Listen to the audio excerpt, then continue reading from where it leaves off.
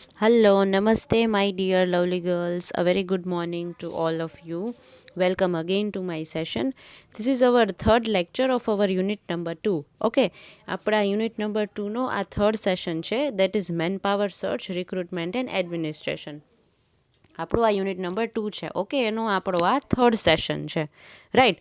સો already આપણા session મેં જે લેક્ચર 1 અને 2 લીધો એમાં ઓલરેડી આપણે આ યુનિટમાં ઘણી એવી વાત થઈ ગઈ છે, બરાબર. આપણે યુનિટ નંબર જે 2 છે એમાં મેં લેક્ચર નંબર 2 જે લીધો છે એમાં રિક્રુટમેન્ટનો આપણે ટોપિક સ્ટાર્ટ કર્યો છે. ઓકે, અને એમાં આપણે રિક્રુટમેન્ટ પ્રોસેસ છે એ આજે આપણે સ્ટડી કરશું, બરાબર. ઓલરેડી જે લાસ્ટ સેશન હતો એમાં I have told you about the રિક્રુટમેન્ટનો મિનિંગ શું છે, why it is very much important.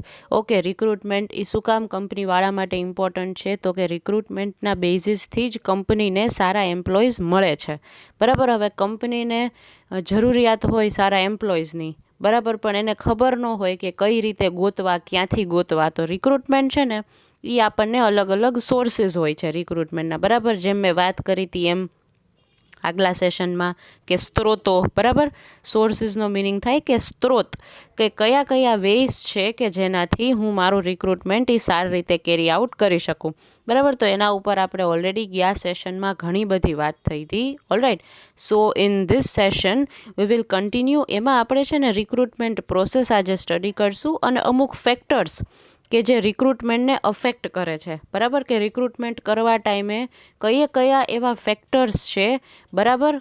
બાહ્ય એટલે કે બહારના ફેક્ટર્સ અને ઇન્ટરનલ એટલે કે અંદરના ક્યાં એવા ફેક્ટર્સ છે કે જે અફેક્ટ કરે છે રિક્રુટમેન્ટની પ્રોસેસને અથવા રિક્રુટમેન્ટને, બરાબર.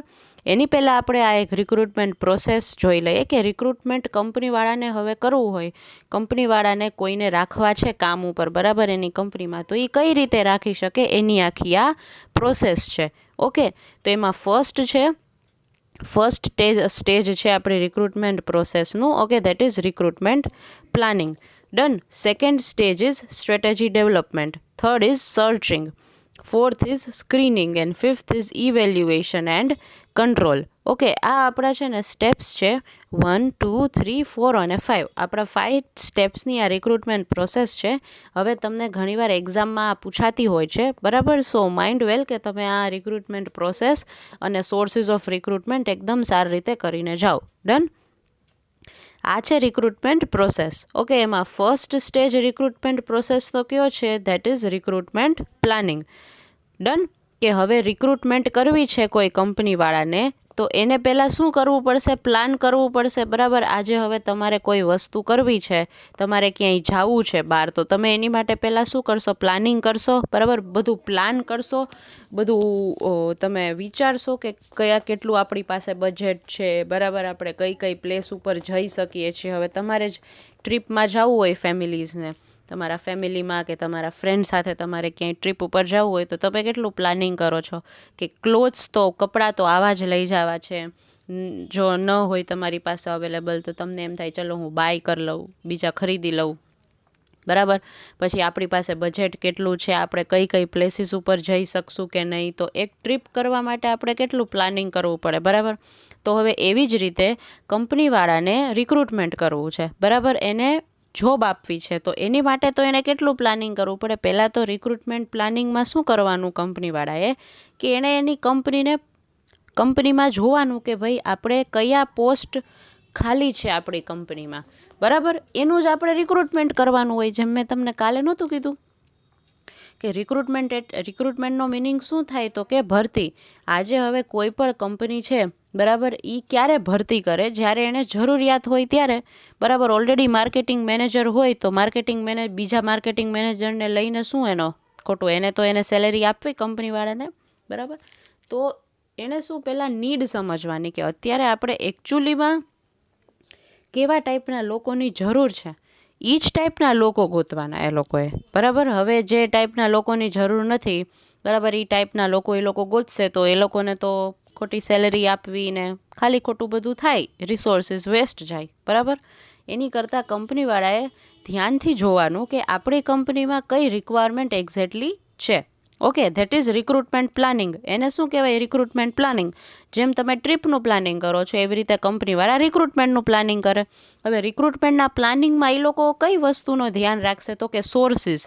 આપણે જે સ્ત્રોત નહોતા કર્યા ગયા સેશનમાં, જે સોર્સિસ આપણે રિક્રુટમેન્ટના કર્યા હતા, એ લોકો એ વસ્તુને ધ્યાનમાં રાખશે કે ભાઈ કયા કયા વેઝ છે કે જેનાથી આપણે રિક્રુટમેન્ટ કરી શકીએ. તો એ બધી વસ્તુ એ લોકો શેમાં વિચારી લેશે? રિક્રુટમેન્ટ પ્લાનિંગમાં જ વિચારી લેશે. બરાબર? ડન.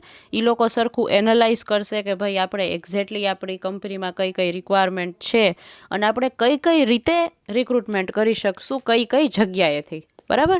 કે હવે કોલેજમાં જઈને રિક્રુટમેન્ટ કરવું છે આપણે, કે આપણે ન્યૂઝપેપરમાં એડ આપવી છે. બરાબર? આ બધું જે ડિસિઝન છે એ શેમાં લેવાશે? તો કે આનો જે ફર્સ્ટ સ્ટેજ છે રિક્રુટમેન્ટ પ્લાનિંગ, આ સ્ટેજ ઉપર એ લોકો આ બધા ડિસિઝન્સ લેશે. Done. Second is recruitment strategy. હવે રિક્રુટમેન્ટની સ્ટ્રેટેજીનો મિનિંગ શું થાય?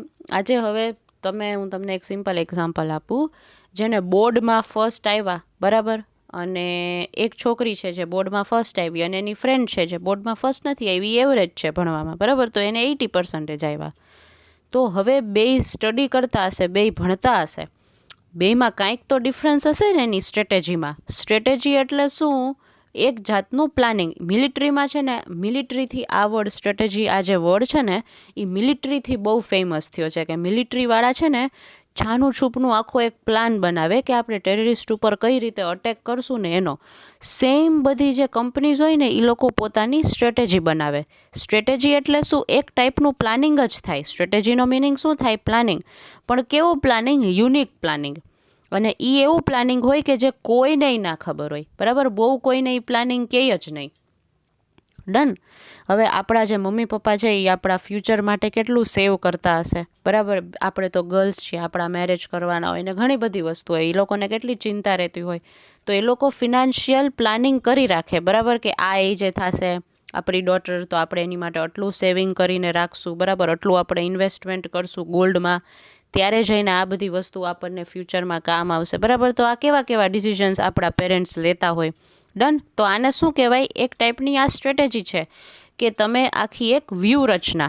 સ્ટ્રેટેજીનો મિનિંગ તમને ગુજરાતીમાં તમારે સ્ટ્રેટેજીનો મિનિંગ જો જાણવો હોય તો સ્ટ્રેટેજીનો મિનિંગ શું થાય? તો કે વ્યૂહરચના.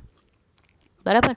કે હું એવી રીતે આખું મારું ગોઠવું ને બધું કે કામે મારું પરફેક્ટલી થઈ જાય. બરાબર? અને એકદમ સરસ થાય.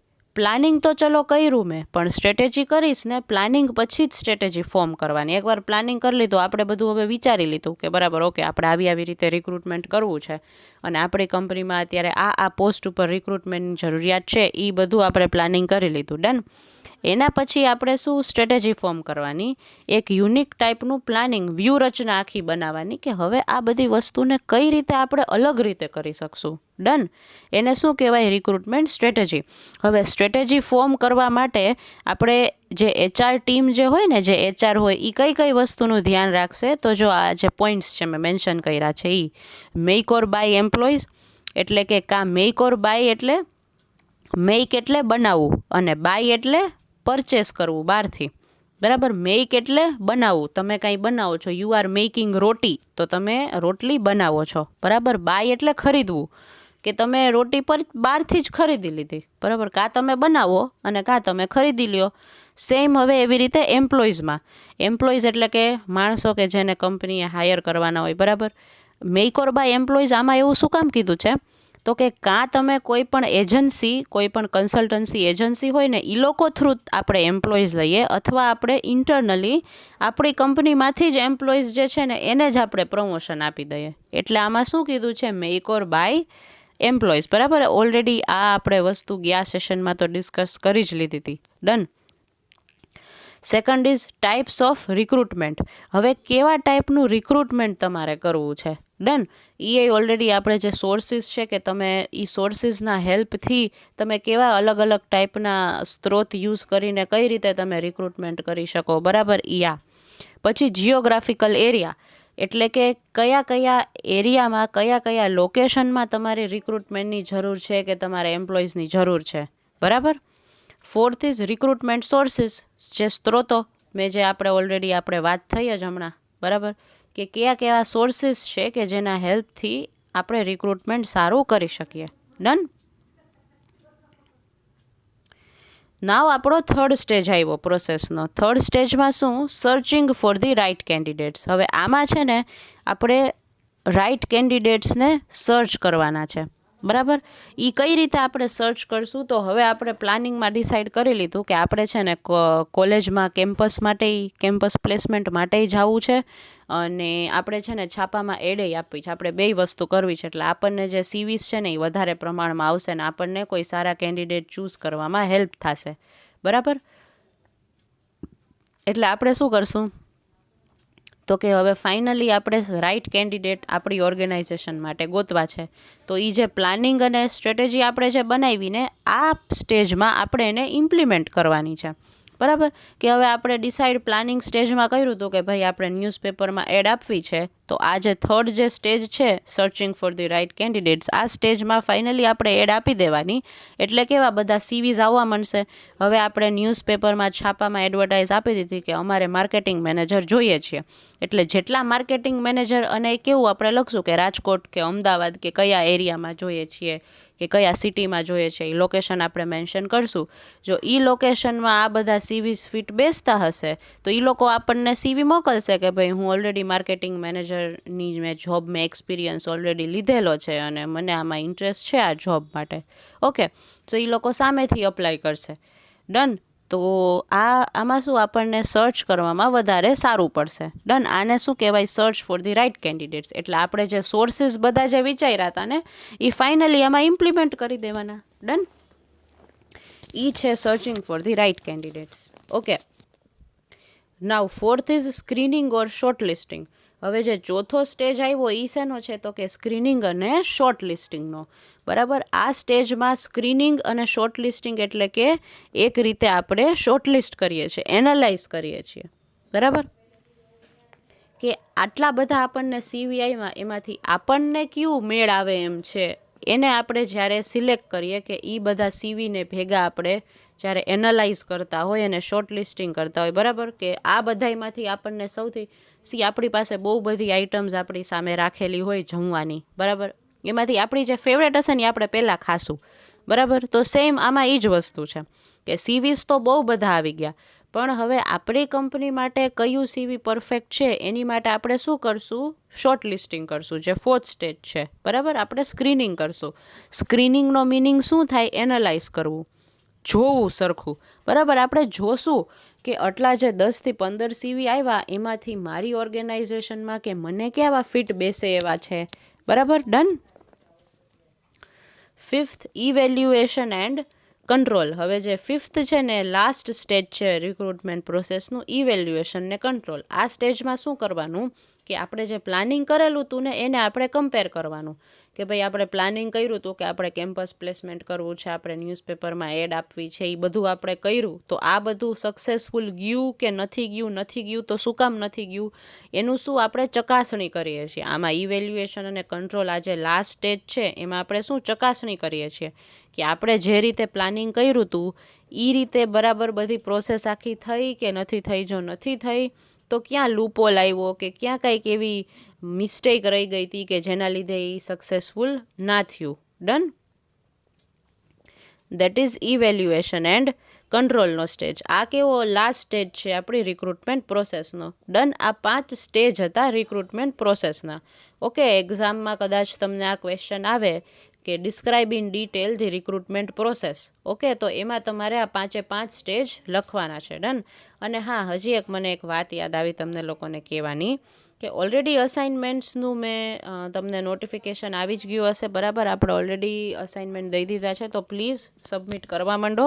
ઓકે, અને જેમ બને એમ તમે અસાઇનમેન્ટ વહેલા સબમિટ કરશો એમ હું જલ્દીથી ચેક કરી અને અપ્રૂવ કરીશ. ડન. એટલે કદાચ આપણે કંઈક તમારી મિસ્ટેક કે કાંઈ રહી જતી હોય તો આપણને ટાઈમ રહે, બિકોઝ 5 જાન્યુઆરી છે એ તમારી લાસ્ટ ડેટ છે. ઓકે, તો ખાસ તો તમે લોકો આવી રીતે જોઈ જોજો, બરાબર. અસાઇનમેન્ટ સરખું પરફેક્ટ કરજો. ડન. સો અહીંયા આપણી આ રિક્રુટમેન્ટ પ્રોસેસ કમ્પ્લીટ થાય છે. ઓકે, હવે આપણે જે નેક્સ્ટ ટોપિક કરવાના છે આ લેક્ચરમાં એ છે ફેક્ટર્સ અફેક્ટિંગ રિક્રુટમેન્ટ. કે ક્યાં અલગ અલગ ટાઈપના ફેક્ટર્સ છે બરાબર, કે જે આપણી આ રિક્રુટમેન્ટ પ્રોસેસને અફેક્ટ કરે છે. જો હવે આ જે ઇવેલ્યુએશન એન્ડ કંટ્રોલ આ જે સ્ટેજ છે ને, એમાં શું આપણે ચકાસણી કરીએ છીએ કે આપણે જે પ્લાનિંગ કર્યું હતું એ પ્રમાણે આપણું રિક્રુટમેન્ટ થાય છે કે નહીં. બરાબર, તો હવે જો ન થાય તો ઘણા બધા ફેક્ટર્સ હોય. બરાબર, ફેક્ટર્સને શું કહેવાય તો કે એવા કયા ગુજરાતી મને ફેક્ટર્સનું એક્ઝેક્ટલી તો મને ગુજરાતી નથી આવડતું, પણ કયા એવા પોઈન્ટ્સ છે કે કઈ એવી વસ્તુઓ છે કે જે બાધારૂપ બને છે. બરાબર, આ પ્રોસેસમાં. હવે એ પોઝિટિવ હોઈ શકે ને નેગેટિવ હોઈ શકે. બરાબર, એ હવે કઈ રીતે એની ઇમ્પેક્ટ પડે છે બરાબર કંપની ઉપર કે આ રિક્રુટમેન્ટ પ્રોસેસ ઉપર, એના પર ડિપેન્ડ કરે. ડન. આ ફેક્ટર્સ અફેક્ટિંગ રિક્રુટમેન્ટ એટલે શું તો કે કયા ફેક્ટર્સ છે. બરાબર, કે કઈ એવી વસ્તુઓ કે કયા એવા પોઈન્ટ્સ છે કે જે રિક્રુટમેન્ટ પ્રોસેસને અટકાવે છે. બરાબર, સ્ટોપ કરે છે. એ આપણે ફેક્ટર્સ આમાં આપણે હવે સ્ટડી આગળ કરશું. ઓકે, આઈ નો આ સેશનમાં હું એક ટોપિક જ લઉં છું, અને આજના સેશનમાં સીધા જો મેડમે બે ટોપિક ફટાફટ કરાવી દીધા. શું કામ? બિકોઝ તમારી માર્ચમાં કે ફેબમાં, I don't exactly remember the date, but તમારી ફેબમાં એન્ડમાં કે એમ તમારી એક્ઝામ્સ હશે, આઈ ગેસ સો. બરાબર, તો ત્યાં સુધીમાં આપણે કોર્સ તો કમ્પ્લીટ કરવો ને, હે ને? એટલા માટે મેં આવી રીતે બે ટોપિક, હવેથી આપણે બે ત્રણ ટોપિક જ એક સાથે કરવા માંડશું. ડોન્ટ વરી, તમને કંટાળો નહીં આવે. મસ્ત હું તમને સ્ટોરી કહીશ ને અત્યારે. બરાબર, એટલે હવે મેં જો આ સેશનમાં કેવું, મેં પહેલાં સ્ટોરી ના કીધી, વચમાં સ્ટોરી કીધી, એટલે જે મારું આખું સેશન સાંભળશે ને એને સ્ટોરી સાંભળવા મળશે. બરાબર ને, કાંઈક રોજ નિત નવીન. તો આજની જે સ્ટોરી છે ને એ છે આપણી જેવી એક મસ્ત ગર્લ ઉપર છે, હે ને? કે આપણા જેવી એક મસ્ત છોકરી છે જે લોકડાઉનના લીધે, એ જે છોકરી છે ને એ બહુ બિચારી ગરીબ હોય છે, હે ને? અને એના મમ્મી પપ્પા નથી હોતા, અનાથ અને ગરીબ. અનાથ હોવું ને એ ગુનો નથી, પણ ગરીબ હોવું ને એ કહેવાય ને કે આમ આપણે તો આમ ઇમેજિન ના કરી શકીએ કે એ છોકરીની કેવી હાલત હશે. કે એક તો એના મમ્મી પપ્પા નથી અને પોતે ગરીબ, કોઈ અનાથ આશ્રમમાં કે ત્યાં નથી રહેતી. એ છોકરી ફૂટપાથ પર જ રહી છે. સાવ નાની એવી છે. તમને ખબર છે ને કેટલા યર્સની એજ છે એની? 1 જ વર્ષની છોકરી છે. હવે થયું એવું કે એક આપણા જેવડી કોલેજ ગોઈંગ છોકરી, 18 વર્ષની, તમારા જેવડી એક ગર્લ હશે. આપણા જેવી તો ન કહેવાય, કેમ કે મને 24 થયા, હું 24 યર્સની છું, બટ તમારા જેવી એક 18 યર્સની છોકરી, એ છે ને એકવાર ફૂટપાથ પરથી આમ એ પોતાની કોલેજ જતી હતી, તો એ છે ને એના બસનો વેઇટ કરતી હતી, તો ત્યાં બસ સ્ટેન્ડ પાસે ઊભી હતી. તો એણે છે ને આમ જોયું, તો એણે આ જે મેં નાનકડી જે છોકરી 1 વર્ષની, જેના મમ્મી પપ્પા નથી, મેં તમને ના કીધું, સાવ અનાથ અને ગરીબ બિચારી કેવી રીતે સાવ પડી હતી, એણે છે ને આ જે છોકરી છે ને તમારા જેવડી, એનું શું નામ છે તમને ખબર છે? સપના. તો એ સપનાએ છે ને એ પેલી નાનકડી છોકરીને જોઈ જે ડસ્ટબિન પાસે પડી હતી ને એને. હવે આની એજ તો 18 વર્ષ, હવે તમારી એજ 18 વર્ષની છે, તમને તો શું ખબર પડે? આપણા પેરેન્ટ્સે શું શીખવાડ્યું છે કે એવી રીતે કોઈ અજાણ્યું બાળક હોય ને એને નહીં કાંઈ, એનું જે નસીબ હશે ને એનું એને મળી જશે, આપણે નહીં જવાનું એની પાસે. તો આ સપનાને એમ થયું કે લાવને બિચારી આ છોકરી કેટલી સરસ, અને એ છોકરીને તમે જુઓ કેટલા નાના હાથ, નાના પગ, એની આંખ એટલે કેટલી સરસ. હવે આવી નાની છોકરીને કોણ આવી રીતે મૂકીને વયું ગયું હશે? સપનાને વિચાર આવે કે આવી આટલી નાની છોકરીને આવી રીતે કોણ આમ સાવ આમ લાવારીસની જેમ મૂકીને વયું ગયું ડસ્ટબિન પાસે. 2 મિનિટ તો એને બિચારીના આંખમાંથી આંસુ આવી ગયા કે કેટલી સરસ છોકરી છે. પછી એણે શું કર્યું, એને એમ થયું કે ચલ ને હું ઘરે લઈ જાઉં. મારા મમ્મી કોલેજ માટે નીકળી હતી, પણ આ છોકરીને જોઈને કે ના મારે તો હવે આ છોકરીને છે ને લઈ જ જાવી છે. એના મનમાં એને ત્યારથી વિચાર કરી લીધો હતો કે હું આ છોકરીને મોટી કરીશ, આજથી હું આની માં. 18 વર્ષની સપનાને આવા સરસ વિચાર આવે એટલે આપણને એમ થાય વાહ, કેટલું એ છોકરીએ વિચાર્યું કે ના આ છોકરીને હું આમને આવી રીતે ડસ્ટબિન પાસે નહીં પડેલી જોઈ શકું, હું આને મારી સાથે જ લઈ જાઉં છું. એ પછી એને લઈને ઘરે આવી. અને એને એના મમ્મીને કીધું બધી આખી આવી સ્ટોરી કે મમ્મી હું કોલેજ જતી હતી ને તો મેં આવી સાવ નાની છોકરી કેવી હાર્ડલી 1 વર્ષની નહીં હોય સાવ કેવી પડી હતી ડસ્ટબિન પાસે. એટલે એના મમ્મી કે બેટા આવી રીતે કોઈ પણની છોકરીને ના ઘરે લઈ આવાય. તો સપના કે ના ના, પણ આ તો સાવ આવી જ રીતે પડી હતી, ખબર નહીં એના મા બાપ એને કેમ આવી રીતે મૂકીને વયા ગયા એમ. તો પછી એના મમ્મી કે આપણે એને આવી રીતે આપણી ઘરે ના રાખી શકીએ, આપણે એક કામ કરીએ, એને આપણે અનાથ આશ્રમમાં મૂકી આવીએ, એટલે ત્યાં કોક આવી અને એને લઈ જ જશે, પણ આપણે એના પેરેન્ટ્સ તો નહીં જ બની શકીએ. સપના કે ના ના, આજથી હું જેની મમ્મી છું મેં એ નક્કી કર્યું છે, ભલે તમારે ન સાચી હોય પણ હું આ નાનકડી છોકરીને મોટી કરીશ. આ સાંભળીને એના મમ્મીને તો એમ થઈ ગયું, ઓહો મારી સપના તો કેટલી મોટી થઈ ગઈ, કેટલું બધું સરસ સરસ વિચારે છે.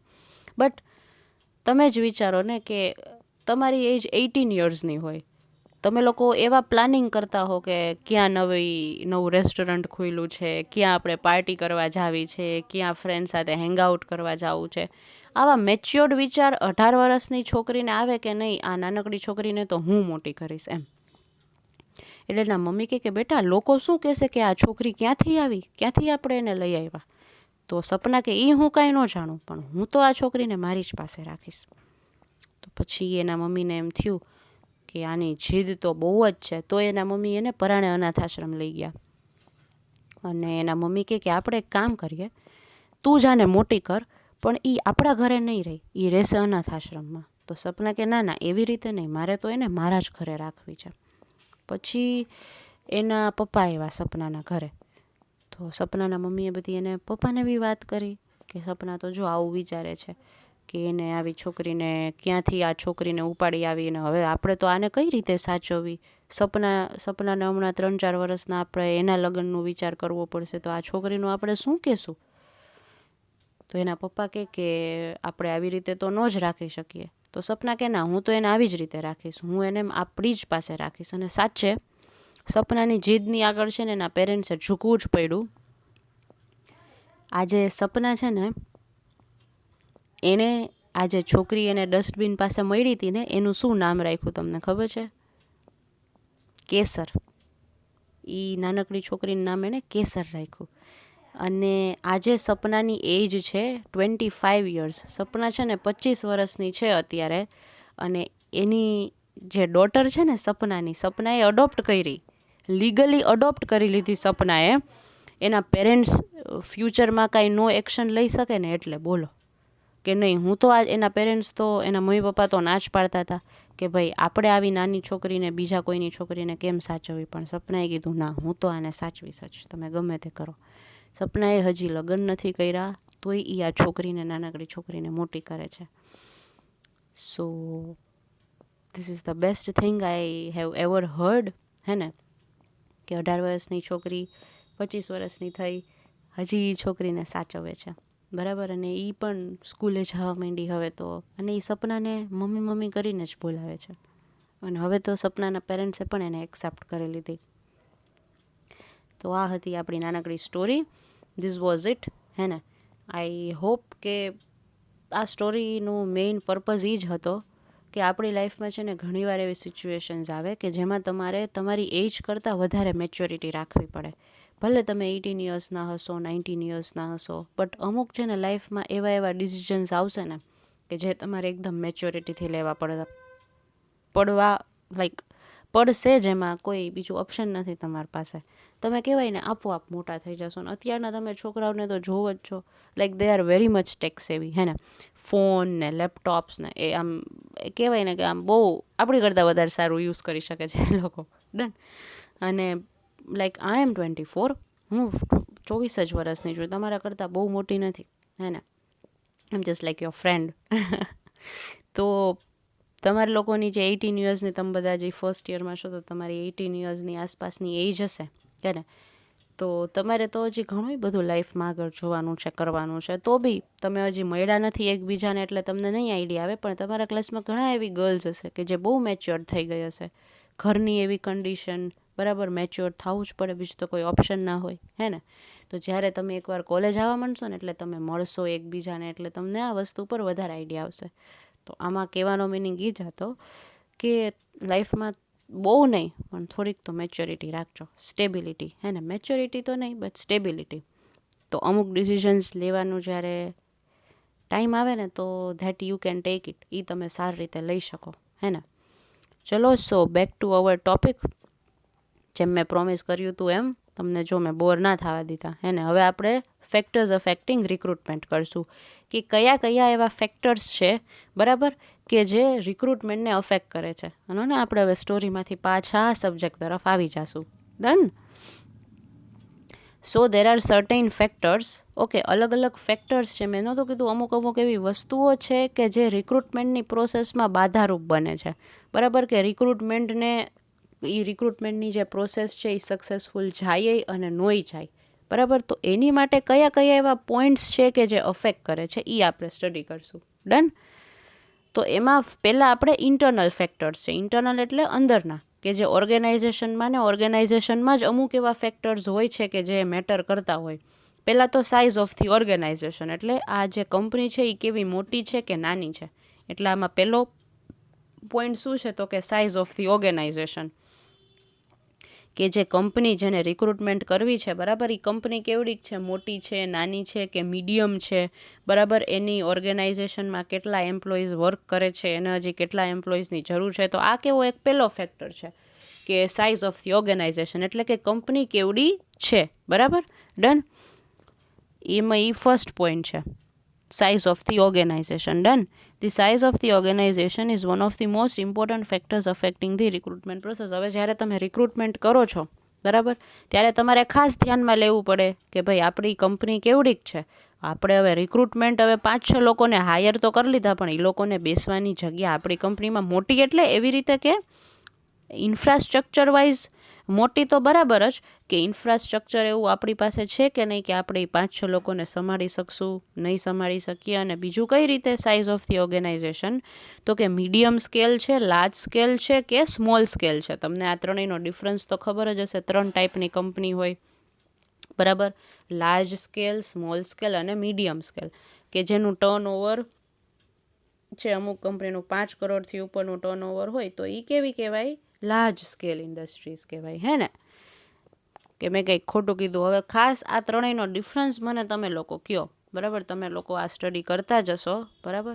મને તમે કહો કે આ ત્રણનો શું ડિફરન્સ છે. એટલે એ આપણે ઓર્ગેનાઇઝેશનની સાઇઝ જોવાની, કે રિક્રુટમેન્ટ આપણે કરીએ તો છીએ, બરાબર, એમ્પ્લોઈઝને આપણે હાયર તો કરીએ છીએ, બટ આપણી પાસે એટલા બધા એવા પરફેક્ટ રિસોર્સિસ છે કે એ આપણે પૂરા પાડી શકશું, બરાબર. જે નાની કંપની હોય એ લોકો એમ કહે કે અમારે 50-100 લોકો જોઈએ છે, તો આપણને એ વિચાર આવે કે એટલે કંપની તો કેવડી નાની છે અને 50-100 લોકો કઈ રીતે.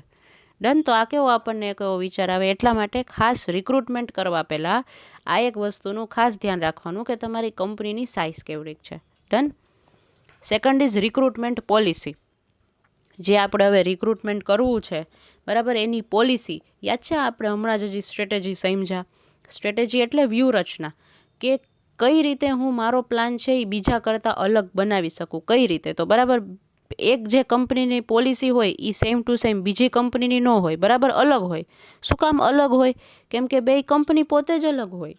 ટાટાની જે પોલિસી છે એ રિલાયન્સની નહીં જ હોય, કેમ કે ટાટા અલગ છે, રિલાયન્સ અલગ છે. ટાટાની પ્રોડક્ટ લાઇન અલગ છે, રિલાયન્સની પ્રોડક્ટ લાઇન અલગ છે, બરાબર. રિલાયન્સ બધી અલગ અલગ વસ્તુ અને સર્વિસીસ ઓફર કરે છે, ટાટાવાળા અલગ અલગ વસ્તુ અને સર્વિસીસ બધું ઓફર કરે છે. Done.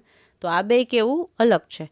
So that is why આ જે રિક્રુટમેન્ટ પોલિસી છે ને એ ખાસ ધ્યાનમાં લઈને પછી જ રિક્રુટમેન્ટ કરવાનું, બરાબર. આપણે આપણી કંપનીની HR જે હોય ને એ જ આ પોલિસી ફ્રેમ કરતા હોય, તો એને તો ખાસ આ વસ્તુ ધ્યાનમાં રાખવાની કે આપણી કંપનીની પોલિસી કેવી છે, એના બેઝિસ ઉપર જ એને રિક્રુટમેન્ટ કરવાનું. Done. Third is image of organization. Image એટલે કે જે કંપની છે એની બહાર માર્કેટમાં વેલ્યુ કેવી છે, એને શું કહેવાય, ઇમેજ ઓફ ઓર્ગેનાઇઝેશન. હવે અમુક કંપની હોય ને એની ઇમેજ ન સારી હોય, એમ થાય નહીં આ કંપનીમાં તો જાતા જ નહીં, આ કંપની તો બહુ ખરાબ છે, એવું ન આપણે સાંભળતા હોય. અને ઘણા એમ કહે કે નહીં આ કંપની તો જો બહુ જ બેસ્ટ છે, અહીંયા તો ખાસ જાજો. ડન. તો આ કેવું છે કે ઇમેજ ઓફ ઓર્ગેનાઇઝેશન, કે માર્કેટમાં ઓર્ગેનાઇઝેશનની કેવી ઇમેજ છે. ડન. કે એનું કેવું નામ બોલાય છે માર્કેટમાં, એ આપણે ટાટા અને રિલાયન્સને એ નામ પડે તો આપણે કહેવાય એમ કે આ ભાઈ જો ટાટાને કેટલી મોટી કંપની છે, કેવી સરસ કંપની છે, આમાં તો કામ કરાય જ. ડન. તો એ કેવું કે એ આખી કેવું એની ગુડવિલ છે. આને તમારે શું, આનું તમે એ જે માર્કેટમાં ઇમેજની વાત કરે છે ને એનું શું નામ છે, તો કે ગુડવિલ, કે માર્કેટમાં આનું કેવું નામ છે. ડન. આના બેઝિસ ઉપર જ રિક્રુટમેન્ટ થશે. ઓકે, રિક્રુટમેન્ટ તમે આના બેઝિસ પર જો, આજે ટાટાની લોકોમાં છે ને બહુ બધા લોકો અપ્લાય કરશે. આજે હવે એનાથી થોડીક ઓછી ફેમસ કંપની હશે ને ત્યાં આટલા બધા એપ્લાય નહીં કરે. તો એ ડિપેન્ડ કરે ને, એ એક ફેક્ટર છે ને આ, કે ભાઈ કંપની છે એનું માર્કેટમાં કેવુંક નામ છે કેવુંક નહીં. Done. Fourth factor is image of job. હવે કેવા ટાઈપની જોબ છે, બરાબર, એ બહુ ઇફેક્ટ કરે છે કે ભાઈ હવે માર્કેટિંગની પોસ્ટ છે તમને કોઈ કંપનીમાં ઓફર કરે છે, બરાબર, તો પહેલાં માર્કેટિંગની પોસ્ટ માટે બધાને કેવું, માર્કેટિંગ એટલે તો ફિલ્ડમાં જઈને જ કામ કરવાનું, બરાબર, એવું કેવી બધાની માન્યતા હોય, ગર્લ્સ માટે તો માર્કેટિંગ છે જ નહીં ને આમને તેમને, there are lot of things. પણ એવું નથી. હવે ઇન હાઉસ માર્કેટિંગ એ થાય છે. તો ખાસ તમે કોઈ પણ જોબ માટે અપ્લાય કરો એની પહેલાં તમારે કઈ વસ્તુનું ધ્યાન રાખવાનું કે આ જે તમારી જોબ છે એની ઇમેજ કેવી છે, કે એ માર્કેટમાં કેવી ગણાય છે. આજે મેનેજરની પોસ્ટ હોય તો એ તો સારી જ ગણાય, બરાબર, મેનેજર, ઓહો આ તો મેનેજર છે, તો બધાને એમ થાય ઓહ કેટલી સારી પોસ્ટ છે. તો આ વસ્તુનું ખાસ. પણ હવે મેનેજરને કોઈ ભાવે ન દેતું હોય કંપનીમાં, ના, ધીસ ઇઝ ટ્રુ. હવે તમને એમ કે આસિસ્ટન્ટ મેનેજર છે ને કોઈ પણ કંપની હોય ને, MNC કંપની, આસિસ્ટન્ટ મેનેજર હોય ને, એ વર્કર્સની ઉપર સુપરવાઇઝર આવે, સુપરવાઇઝર હોય ને, સુપરવાઇઝરની ઉપર પ્રોડક્શન હેડ આવે, બરાબર. આ ઇન્ડસ્ટ્રીનું થઈ ગયું. હવે કંપનીનું તમને સમજાવું કે કંપનીમાં આસિસ્ટન્ટ મેનેજરની પોસ્ટ છે ને આમ કહેવાય ને થર્ડ લેવલની હોય, થર્ડ લેવલ ઉપર આવે. કંઈ એટલી બધી સારી ન હોય. એ મેનેજર હોય ને એને આસિસ્ટ કરતા હોય, એને આસિસ્ટન્ટ મેનેજર કહેવાય. તો બધાને તો એમ થાય ઓહો આસિસ્ટન્ટ મેનેજર. પણ એ ખાસ આપણે જોવાનું કે જે આ જોબ માટે આપણે અપ્લાય જે જોબ માટે કરીએ છીએ એ જોબની માર્કેટમાં કેવી વેલ્યુ છે, હે ને, એ ધ્યાનમાં રાખી અને પછી જ આપણે એ જોબ માટે અપ્લાય કરવાનું. ડન. અને એવી જ રીતે આ વસ્તુ રિક્રુટમેન્ટમાં અફેક્ટ કરવાની જ છે, બરાબર. કેન્ડિડેટ્સ તો આવું ધ્યાનમાં રાખીને મેં તમને જો કેવું શીખવાડ્યું એવી રીતે કેન્ડિડેટ્સને કહો કે આ વસ્તુ કીધી હોય તો એ લોકોએ શું, એ ધ્યાનમાં રાખીને પછી જ કંપનીવાળા હાયર કરે. ડન.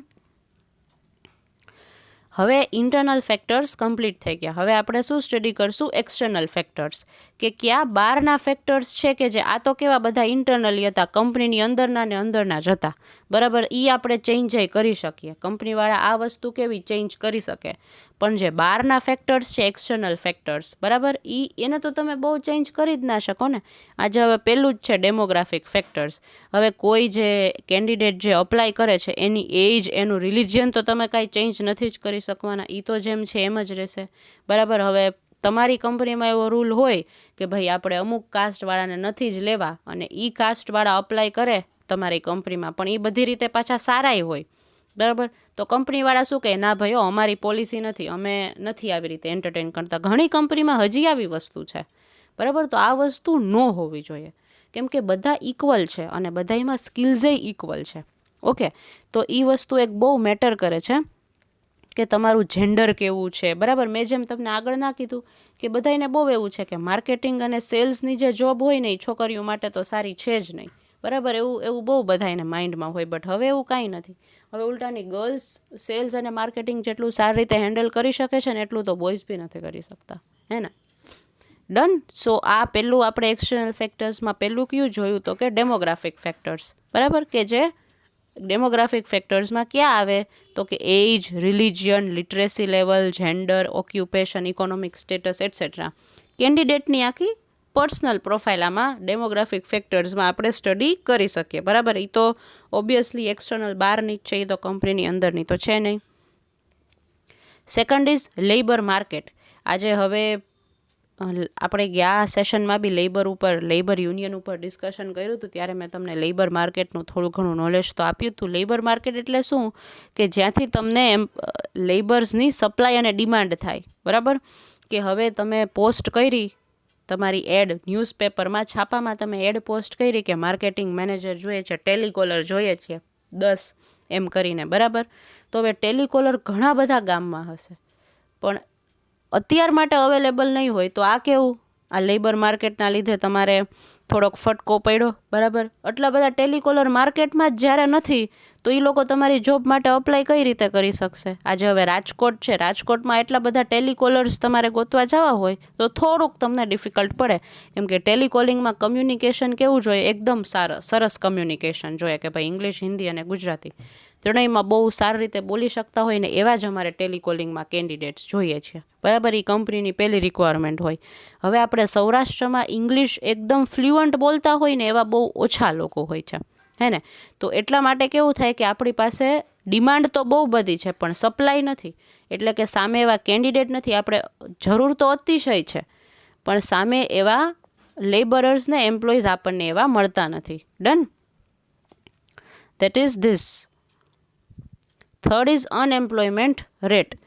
અનએમ્પ્લોયમેન્ટ એટલે કે બેરોજગારી, બરાબર. આ અનએમ્પ્લોયમેન્ટના કન્સેપ્ટ ને એ બધા ઓલરેડી તમે ઇકોનોમિક્સમાં 12થમાં ભણી જ ગયા છો, એટલે આ બધા કન્સેપ્ટ તમારી માટે નવા તો બિલકુલ છે જ નહીં, બરાબર. જે ગુજરાતી મીડિયમ માટે હોય એને અનએમ્પ્લોયમેન્ટ એટલે બેરોજગારી, બરાબર. આ બધા કન્સેપ્ટ તમને 12થમાં બહુ સારી રીતે આવ્યા જ હશે. તો જ્યારે કોઈ પણ કન્ટ્રીમાં અનએમ્પ્લોયમેન્ટનો રેટ વધારે હોય ને, એટલે કે બેરોજગારી વધારે હોય ને, એ કંપનીમાં છે ને ઓલવેઝ વેકેન્સી હોવાની જ. ઓકે.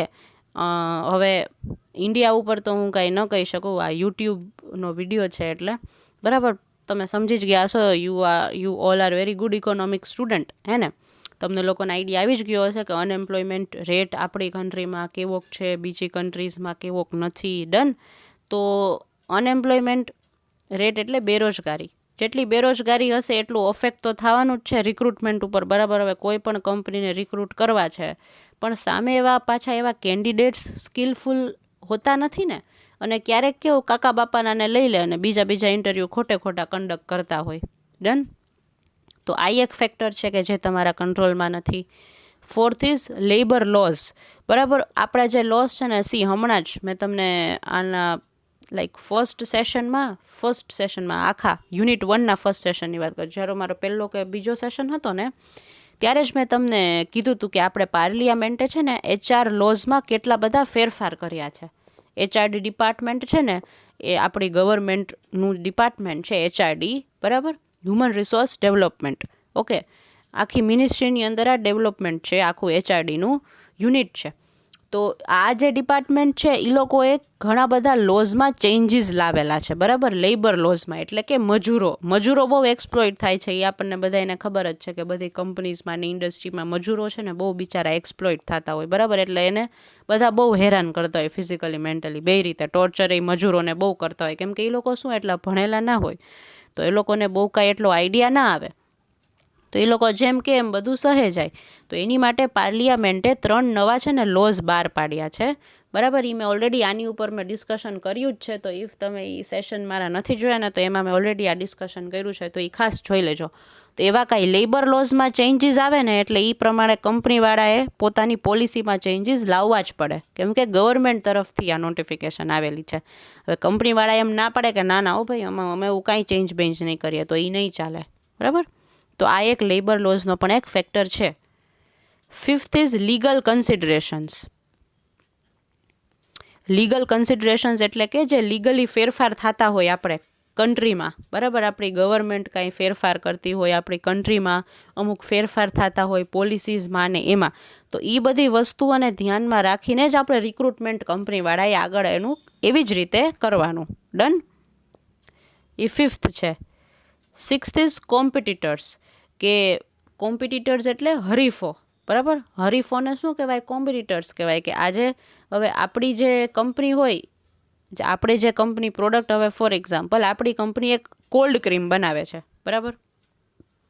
હવે બીજી કંપની છે એ સેમ કોલ્ડ ક્રીમ જ બનાવે છે, તો ત્યાંનો જે એમ્પ્લોય છે એ બરાબર આપણી કંપનીમાં આવે તો એ આપણી કંપનીની સિક્રેટ લીક કરી શકે છે કે નહીં?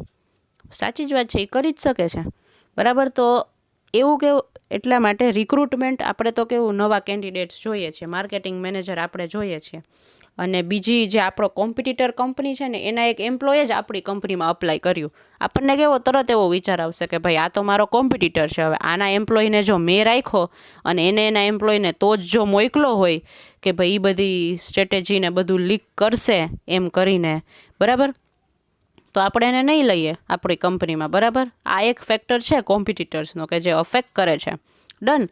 તો આ આપણું બધા ફેક્ટર્સ રિક્રુટમેન્ટના કમ્પ્લીટ થઈ ગયા. ઓકે, તો આજનો સેશન આપણે અહીંયા સુધી રાખીએ, બરાબર. નેક્સ્ટ સેશનમાં આપણે લોકો સિલેક્શનનો જે ટૉપિક છે ને એ આપણે સ્ટાર્ટ કરશું, બરાબર. અને સિલેક્શનના જે ટૉપિક છે એમાંય તમને ઘણા ટૉપિક્સ એની અંદર સબ ટૉપિક્સ છે કે જે આપણે ધ્યાનમાં રાખવાના છે. ડન. તો એ બધા આપણે ડિસ્કસ કરશું નેક્સ્ટ સેશનમાં. ઓકે, આ સેશનમાં જો તમને તો બધું એક્સપ્લેન આપણે આ સેશનમાં શું કર્યું, પ્રોસેસ કરી રિક્રુટમેન્ટની, બરાબર. અને પછી આપણે ફેક્ટર સ્ટડી કર્યા. ડન. સો અહીંયા સુધીનો સેશન રાખીએ આજનો. Till then take care girls. Meet you in the next session.